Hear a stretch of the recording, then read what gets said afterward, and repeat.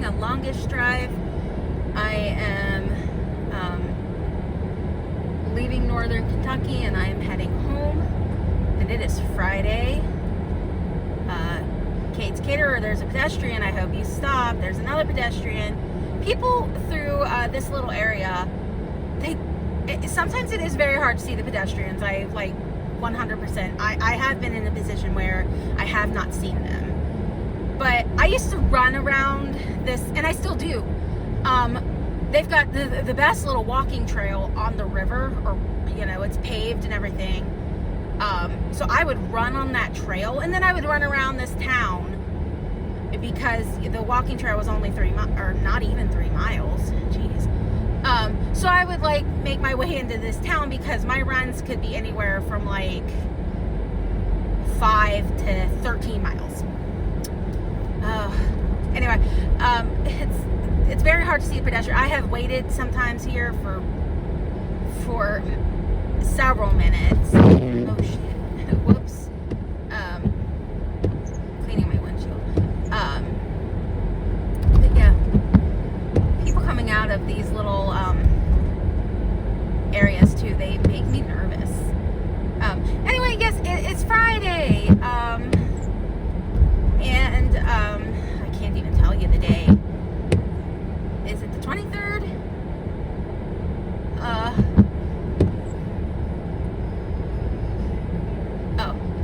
Yeah, I can't even tell you that. I think it's the 23rd.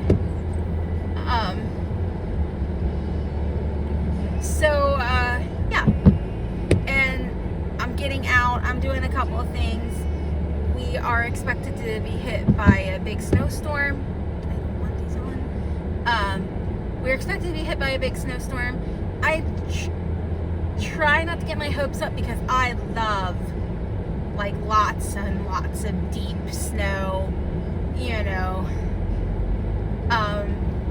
The snow always reminds me of Anya.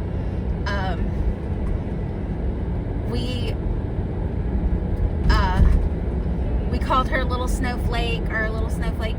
She was our frozen embryo. I am gonna stay in this lane. Yes, we called her. She was a frozen embryo, and when we first saw pictures of her and showed it to the kids, the nieces and nephews, we were like, "What does this picture look like?" And they were like, "Kind of looks like a snowflake." So we called our little embryo a snowflake. And then when we found out it split and we were having twins, that's a whole nother story. But yes, snow always reminds me of Anya. So when we get a deep, big, lasting snow, which does not happen very often, I just always love it. I kind of feel like it's a little message from her.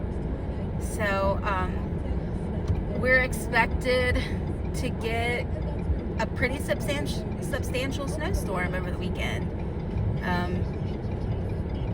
Euro models were saying 18 to 21 inches. I doubt that. I haven't seen that much snow since I was a kid.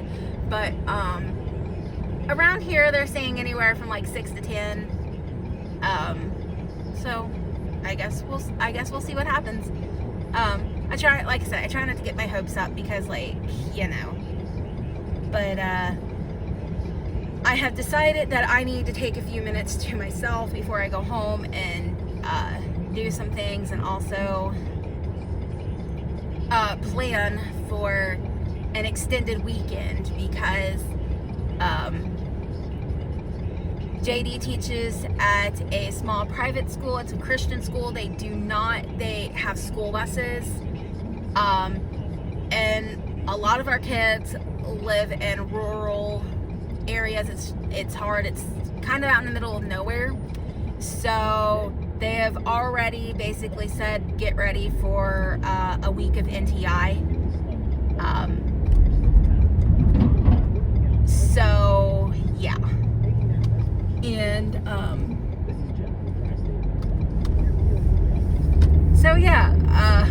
I'm like, if I do not get out of the house and kind of do something before this big snow comes, you best get in your lane, baby.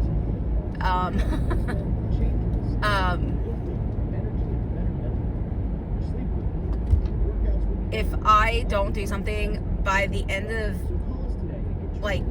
the weekend, I might like be ripping my hair out.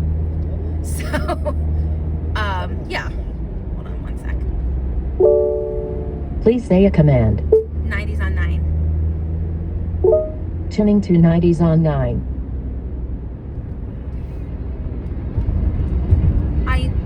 I don't like to listen to the ads on the radio. So yeah, anyway, I am doing a couple things. I am going to brave the grocery store. I'm gonna run into Nothing But Cakes and get us a couple cakes. I do have my little bag. Okay. I am going to see if I can get some hot dog and hamburger buns.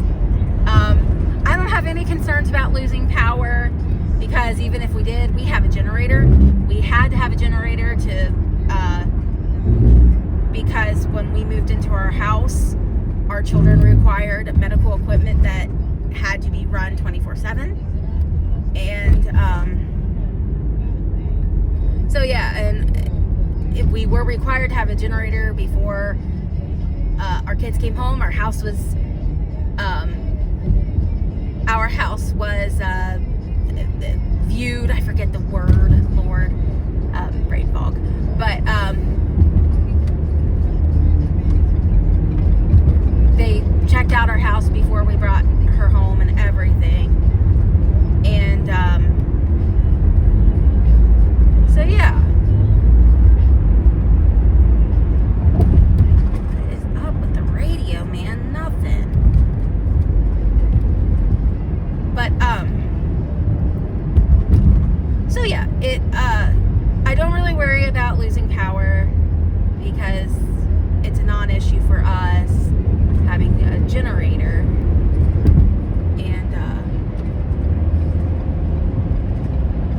but yeah,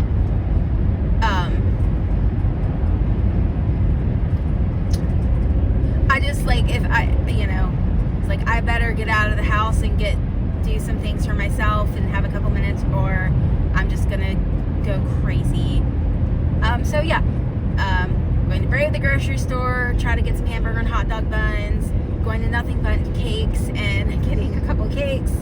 And I have got a pickup order at Omaha Steaks, and I might run into Trader Joe's and see if anything there speaks to me.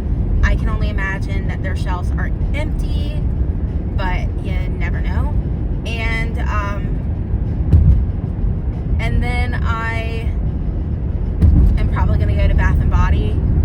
I don't know why, except just to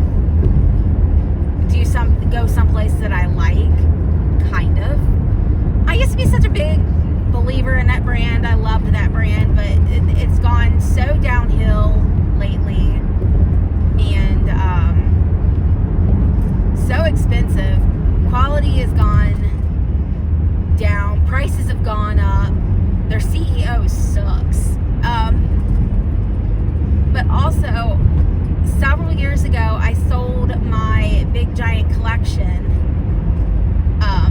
I sold it off, and I went from having like a whole entire store to not having, to like, I kept a few of my favorite things, and I don't buy very much there anymore. So it's just kind of, I guess seasons of your life or whatever. I sold it off because we needed to pay for the hotel for Bree when she had her surgery. So yeah. Okay, well anyway, the whole reason that I have like started to talk about this and just chit chat while I'm driving and all that is something has been on my mind lately, and I'm going to talk about it. Here in the last, oh no, traffic. It always kind of bogs down at the Cotton Hill. But anyway, oh shit, I better slow quickly.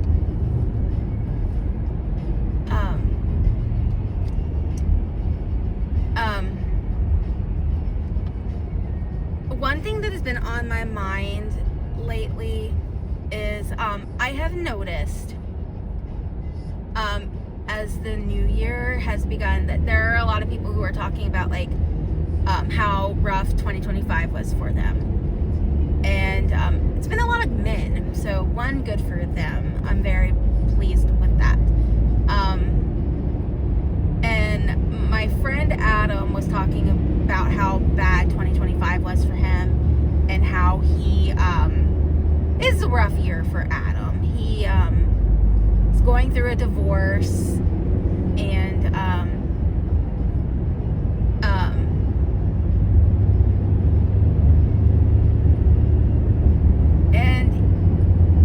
it's just been a rough year for him. He's going through a divorce. His mother passed away a couple years ago, and he still loves his wife so much. It just, it's a sad situation, truly.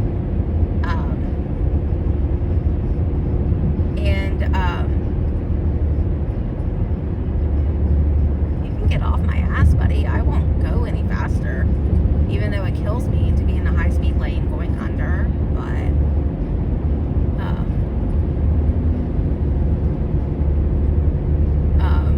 yeah, people are wild today.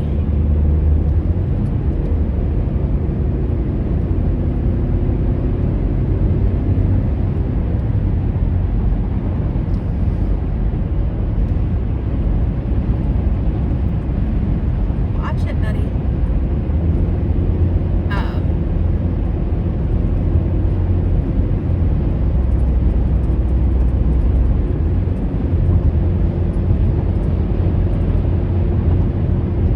You want to get around me, but you ain't.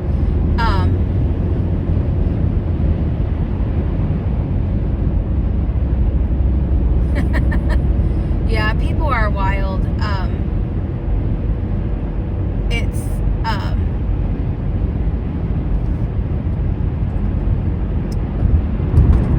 but anyway, yes, talking about Adam,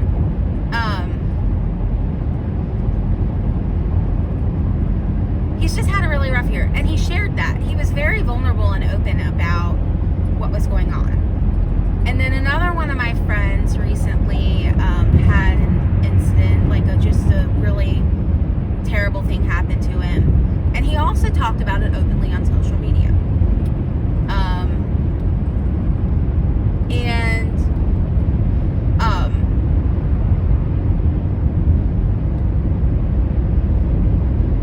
So yeah, and people were people were like, oh great, I'm glad you're being open, you're sharing your vulnerable side, whatever. But then there are always a couple of these assholes who are like, why share this? This isn't a diary. Grow up. You're a man type shit. And then in other people, trigger warning, suicide. One of my friends brought up that he has been having such a rough year, and he was feeling suicidal thoughts, but things were going on. He was looking through things, and they just had like a really rough, he lost his job. It's one of the guys I worked with.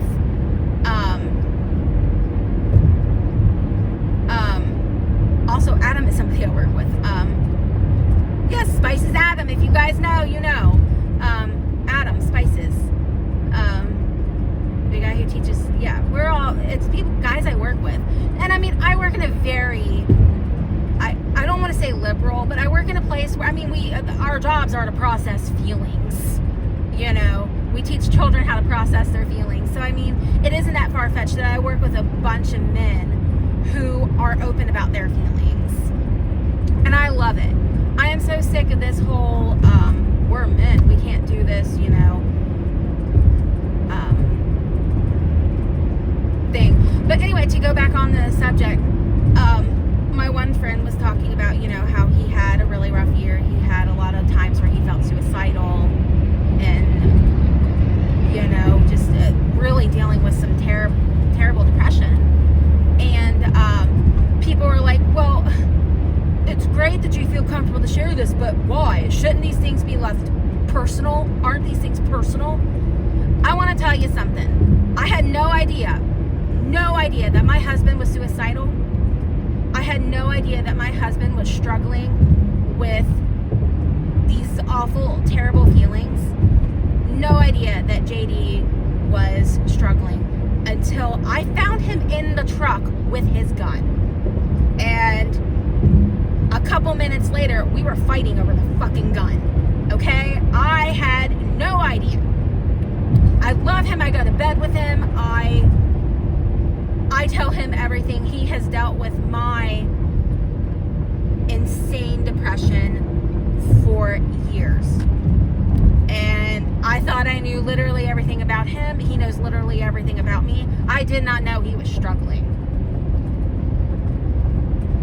So that's why we need to encourage men to stand up. I mean, there is no such thing as we're men. We're, that's bullshit. So, if you are kind of like somebody who thinks that we need to keep these thoughts private, this is why you're, I don't want to come out and just say this is why you're wrong, but this is why we need to change the mindset of, well, if you're struggling, you need to keep it private. That's bullshit. I'm sorry, but it is. And also,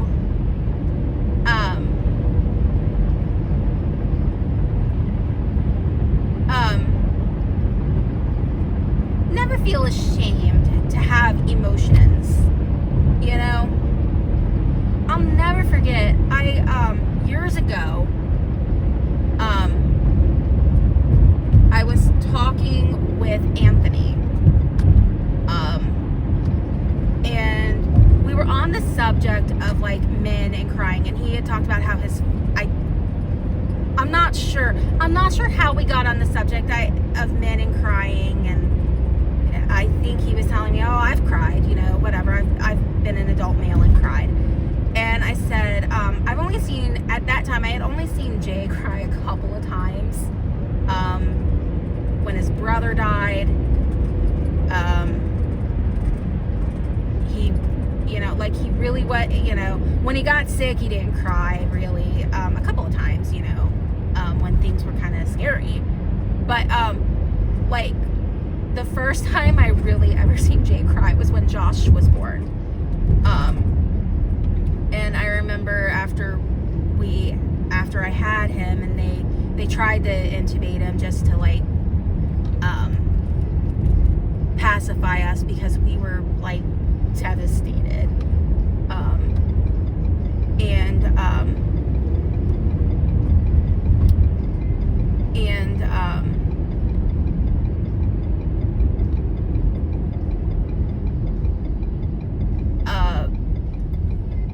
And after they tried to do, and there was nothing that they could do,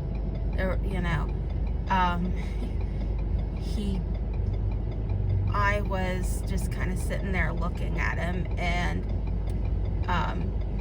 he put his head in my shoulder and started to cry. It was the most I had ever seen him cry. And I remember telling Anthony about that, and he said, well, of course he would cry. If he didn't cry, I would wonder. So I mean, I think about shit like that, and we have a president who criticized people for crying, during the Sandy Hook thing. He criticized President Obama for crying, showing weakness, and that's who we have commanding us right now. Somebody who has said that men crying shows weakness. I mean, yeah. So I just want to combat that, and I want to say,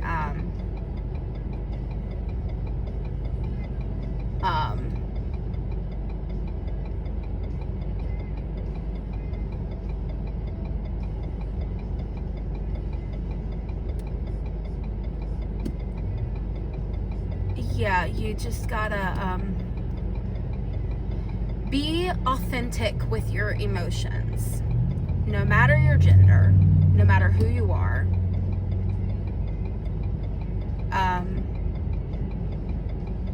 also be open with them.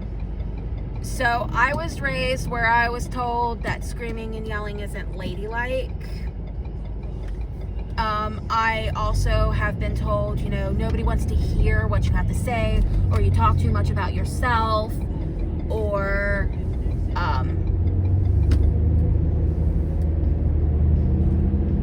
but here's the thing, if I did not have a way to get all of this out, then it would be awful, you know. This is me being authentically me. Getting my feelings and my emotions out and saying them. So yeah. And if it isn't your thing, if you're not comfortable doing it, then don't do it. But don't stop others from doing it. Don't take a big shit on people who express their emotions, who share their stories, who, you know, one of my favorite quotes, I heard it, my friend Allie shared it a couple years ago on Facebook, and it was incredibly, it got me. As soon as I read that, I was like, that is it.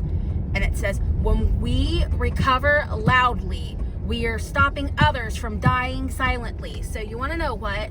Tell your story, share your story. Don't discourage others from sharing their story. Doesn't matter your gender, it doesn't matter your color, it doesn't matter your ethnicity, it doesn't matter shit. Tell your story. Be happy to tell your story. You got this. You can do it. So yeah, I'm almost to nothing but cakes. I hope that they have cakes. Because maybe other people have had our idea. I'm hungry. I skipped out of the house. I was this morning and I did not eat breakfast. And I thought, oh, I'll get some stuff at the school I'm going to. Oh, they didn't have anything. They didn't have like a vending machine or nothing. So, okay.